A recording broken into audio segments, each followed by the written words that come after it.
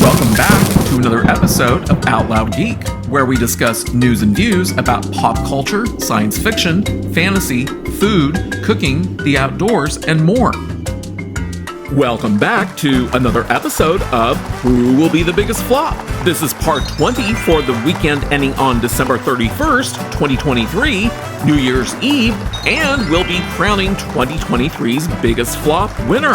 And I'd like to ask everyone to please like this video, please press the red subscribe button to support this channel, and please press the bell to receive notifications. Thanks! We'll begin by listing the top 5 movies for this weekend's domestic box office. Retaking the number 1 position in 2023's final domestic box office weekend is Warner Brothers' movie Wonka, starring Timothée Chalamet. Domestically, the movie earned another $24 million this weekend and $35.1 million during the week, thanks to Christmas, to bring its current domestic box office total up to $134.6 million. Internationally, the movie earned another $73.1 million, which was a gain over last weekend thanks to Christmas, to bring its international box office total up to $244.4 million. Thus, globally, thanks to Christmas, the movie earned another $132.5 million to bring its global gross box office total up to $379 million, which means that the movie has indeed broken even, as I said it would do in last week's video, which was part 19. With the movie's production budget of $125 million, which I'll multiply by 2.5 to account for the 50% of gross box office ticket sales that movie theaters keep for themselves, as well as the additional costs of marketing the movie and other miscellaneous costs that the studio pays above and beyond the production budget, I get an estimated break-even point of $312.5 million.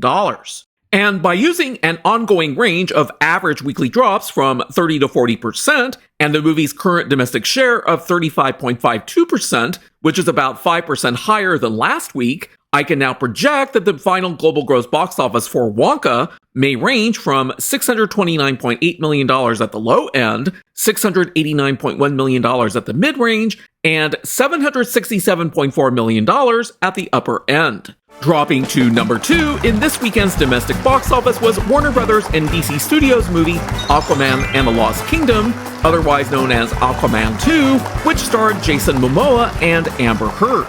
Also thanks to Christmas, domestically the movie earned another $19.5 million this weekend and $30.2 million during the week to bring its current domestic box office total up to $77.8 million.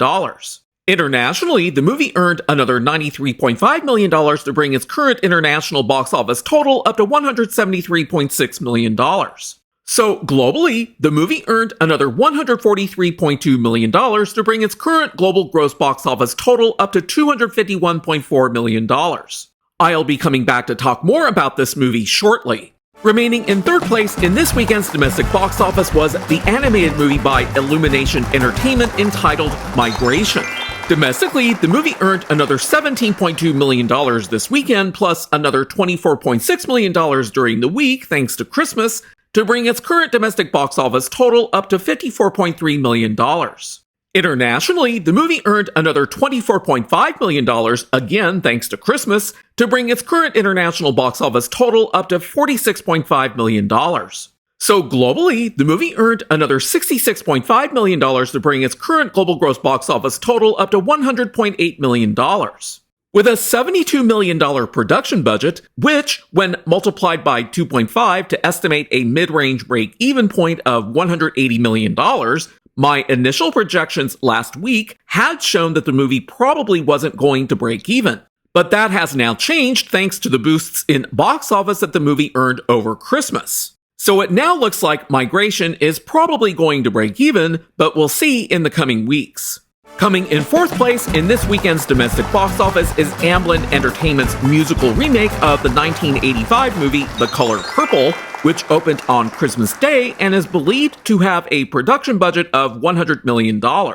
Domestically, the movie earned $13 million this weekend to add to the $32.3 million that it had earned during the week for a domestic box office total of $45.3 million, which is also its current global gross box office total because the movie doesn't open in any international markets for several more weeks.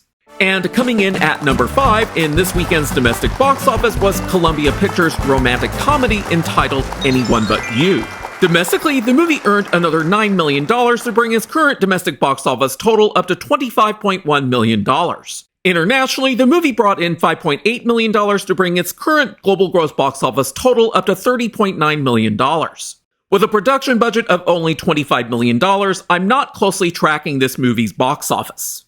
I'll briefly talk about a few of this weekend's other movies. First, one of the movies that I had mentioned in my overview of 2023 video that I had released on the 29th is the movie Ferrari, which was produced by a multitude of production companies with a production budget of $95 million. Like the Color Purple musical remake, it opened on Christmas Day, and its total domestic box office this weekend was only $4.1 million, after it had earned $6.9 million during the week, for a current domestic box office total of $10.9 million. Internationally, the movie earned $2.6 million to bring its current global gross box office total up to $13.5 million. With that $95 million production budget, multiplying that by 2.5 yields an estimated break-even point of $237.5 million. And using an estimated range of average weekly drops from 30 to 40%, and the movie's current domestic share of 80.93%, I can project that this movie's final global gross box office will likely range from $21 million to $25.2 million, which means that the studios behind this flop are likely going to lose somewhere on the order of $106.2 million to $108.2 million. So yes, Ferrari will be joining the ranks of 2023's large number of flops, in spite of it having an all-star cast that includes Adam Driver, Penelope Cruz, and Patrick Dempsey. But as for the other movies that I have been talking about in past videos, The Hunger Games: The Ballad of Songbirds and Snakes slipped into 9th place, The Boy and the Heron slipped into 10th place, Godzilla -1 slipped into 11th place, and Trolls Band Together slipped into 13th place.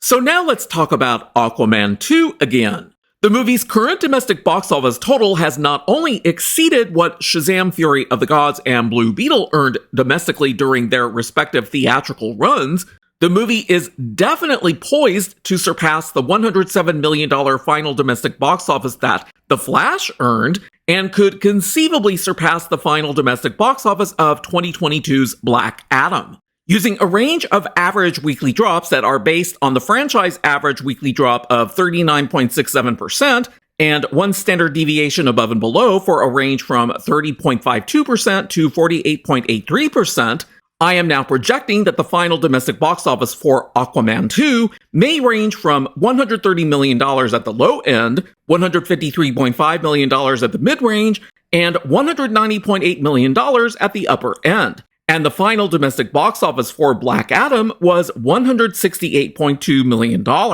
And given that the movie's current domestic share is 30.96%, which is 5% higher than last week, I can project that the movie's final global gross box office may fall within the range from $419.9 million at the low end, $495.7 million at the mid-range, and $616.2 million at the upper end.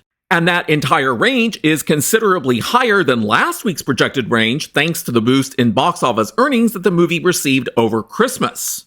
And given that the movie has a $205 million production budget, when we multiply that by 2.5, we get an estimated break-even point of around $512.5 million. Thus, Aquaman 2 now has a chance, albeit less than 50%, of possibly breaking even, but I suspect that it probably won't now that the holiday boost is over. However, its range of losses have now dropped considerably to a range of only $0 to $96.2 million in global gross box office revenue, which, when we divide by 2, means that Warner Brothers and DC Studios are looking to lose anywhere from $0 to $46.3 million. And that greatly reduced potential range of losses kicks Aquaman and the Lost Kingdom out of the running for who will be the biggest flop. Now we'll get to our current contestants, which were all pushed very far down the list in terms of this weekend's domestic box office. So let's have a very warm welcome for our contestant from Disney that came in 14th place in this weekend's domestic box office, the animated movie Wish. Domestically, the movie earned another $1.3 million to bring its current domestic box office total up to $60.6 million. Internationally, the movie earned another $29 million to bring its current international box office total up to $115.8 million. Globally, the movie earned another $32.1 million to bring its current global gross box office total up to $176.4 million. So Wish also got a slight Christmas Day boost in box office, but not enough to make a significant difference in its final projections. So using a possible range of average weekly drops ranging from 30 to 40%, we get the following range of possible final domestic box office values ranging from a low of $65.3 million at the low end, $66.4 million at the mid-range, and $67.8 million at the upper end. And using the movie's current domestic share of 34.36%, which is lower than last week's, the movie's possible final global gross box office revenue may range from $190 million at the low end, $193.2 million at the mid-range, and $197.3 million at the upper end, which is also higher than last week's projection, but still far below the movie's estimated break-even point of $500 million, which is obtained by multiplying the movie's $200 million production budget by 2.5. So this movie may lose somewhere on the order of $302.7 million to $310 million in global gross box office revenue, which when we divide by 2 to account for the 50% of gross box office ticket sales that movie theaters keep for themselves, leaves a range of possible losses for Disney ranging from $151.3 million to $155 million. And we'll see shortly where that places the movie in terms of ranking for who will be the biggest flop. Now let's have a warm welcome for our next entry from Columbia Pictures and Apple Film, Napoleon starring Joaquin Phoenix, which was in 15th place in this weekend's domestic box office. Domestically, the movie earned another $530,000 to bring its current domestic box office total up to $60.5 million. Internationally, the movie earned another $7 million to bring its international box office total up to $146.2 million. So globally, the movie earned another $8.3 million to bring its current global gross box office total up to $206.7 million.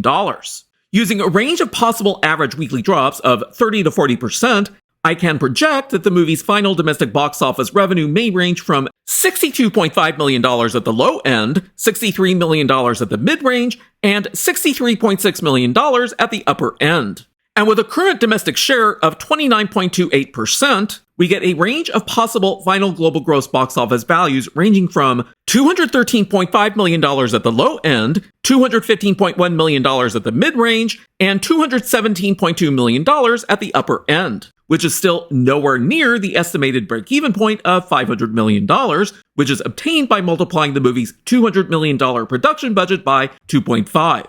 So Napoleon may lose somewhere on the order of $282.8 million to $286.5 million in global gross box office revenue, which, when we divide by 2 to account for the 50% of gross box office ticket sales that movie theaters keep for themselves, means that we get a potential range of losses for Columbia Pictures and Apple Film of $141.4 million to $143.2 million. And now, please give a warm welcome to our final entry, which came from Disney and Marvel Studios that remained in 19th place overall in this weekend's domestic box office. The very woke 33rd MCU movie entitled The Marvels, starring Brie Larson and Samuel L. Jackson. Domestically, the movie earned another $33,000 to bring its current domestic box office total up to $84.5 million. Internationally, the movie earned another $549,000 to bring its current international box office total up to $121.2 million. Globally, the movie earned another $577,000 to bring its current global gross box office total up to $205.6 million. That places the current domestic share for the Marvels at 41.08%. For projections, I will only be using its current average weekly drop of 54.58%, which gives me a single projected final domestic box office value of $84.5 million. So yes, The Marvels is now effectively the lowest grossing domestic movie for the entire MCU of all time. Not only that, using the movie's current domestic share of 41.08%, I can project that the movie's final global gross box office will likely be around $205.7 million. So the movie will most definitely become the MCU's lowest grossing movie worldwide of all time as well. Given that the movie has a production budget of $274.8 million, we can calculate an estimated break-even point range by multiplying that by 2.5 and 3.0, which yields values ranging from $687 million to $824.4 million. When we subtract the movie's projected final global gross box office value from the estimated break-even point range, we get a range of possible losses from $481.3 million to $618.7 million in global gross box office revenue. When we divide that range by 2, we get a possible range of losses for Disney and Marvel Studios ranging from $240.6 million to $309.3 million, which brings the movie incredibly close to the range of losses that The Flash has. Killers of the Flower Moon came in 20th place in this weekend's domestic box office. The movie has a production budget of $200 million, which when we multiply by 2.5 means that it has an estimated break-even point of $500 million. And the movie's current global gross box office total is at $156.2 million. So the movie has lost around $343.8 million in global gross box office revenue, which, when we divide by 2, means that the production companies involved have lost around $171.9 million. So we'll now combine the results from our newest contestants with our other 4 contestant movies that are no longer playing in theaters. The Flash, Indiana Jones and the Dildo of Destruction, Haunted Mansion, and Mission Impossible Dead Reckoning Part 1. The production budgets for each of these 4 movies, as shown in this chart, range from a low of $157.8 million to a high of $300 million. And after estimating a break-even point range for each movie by multiplying each movie's production budget by 2.5 and 3.0, we can visualize the estimated break-even point ranges along with the final global gross box office revenue earned by each movie in this next chart, which clearly shows just how much lower each of the movies' earnings were as compared to their respective break-even point ranges. And when we subtract each of the movie's final global gross box office revenues from their respective break-even point ranges, we'll get a range of losses in terms of global gross box office revenue that will then divide by 2 to account for the 50% of gross box office ticket sales that movie theaters keep for themselves. The resulting quotients are the estimated range of losses suffered by each studio that's responsible for producing each of these 4 movies that all flopped in theaters, which I have combined with the losses for the current contestants playing in theaters. This means that The Flash, whose losses range from $239.7 million to $314.7 million, not only remains in first place, it is also the winner for Who Will Be the Biggest Flop for 2023. And The Marvels remains in second place. Indiana Jones and the Dildo of Destruction, whose losses range from $176.4 million to $250.1 million, remains in third place. Haunted Mansion, whose losses range from $138.6 million to $178 million, remains in fourth place, while Killers of the Flower Moon takes fifth place and Wish takes sixth place. Mission Impossible Dead Reckoning Part 1, whose losses range from $78.8 million to $151.3 million, takes 7th place, while Napoleon takes 8th place. So we offer our congratulations to Warner Brothers and DC Studios for winning the coveted Who Will Be the Biggest Flop trophy for 2023. And this concludes the Who Will Be the Biggest Flop video series for 2023. Which I hope that all of you have enjoyed. I'll begin a new series for 2024 once its flops begin to roll in. Thanks for watching today, and a huge thanks to everyone who has subscribed to our channel. We appreciate your support. If you enjoyed this video, please press the like button, and please feel free to share a comment. If you'd like to help support this channel, please press the red subscribe button, and please press the bell to receive notifications for new content. You can also find us on Facebook, Instagram, Threads, and Twitter by clicking on the links in the description. Until next time, this is Out Loud Geek.